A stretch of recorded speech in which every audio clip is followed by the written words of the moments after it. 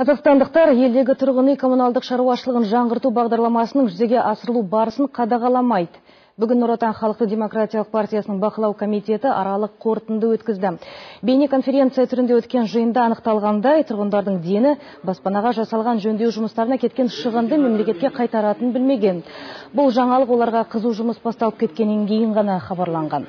Сондықтан Нұр Отан партиясы сарапшылар тобының басшысы, мәжіліс депутаты Сансызбай Есілов аймақтағы филиалдардың басшылары мен жергілікті әкімдікке қосымша түсіндіру жұмыстарын жүргізуді тапсырды.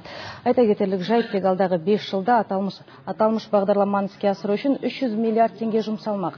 Алайда бұл сома міндетті түрде мемлекетке қайтарылады. Сондықтан нұротандықтар тұрғындардың қазірден бастап жөндеуге кеткен қаражатпен жұмыстың сапасын қадағалау керектігін ескертеді. На каждом объекте необходимо... Әрбір нысанда партиялық бақылау бекеттері болуы тиіс. Ондағы жұмыс барысында міндетті түрде сол үйдің тұрғыны жұмылдырылуы керек. Мемлекет бөлген қаражатқа жергілікті басшылық өз бетінше жөндеу жасап, халық кеткен шығыннан бейхабар болмауы қажет.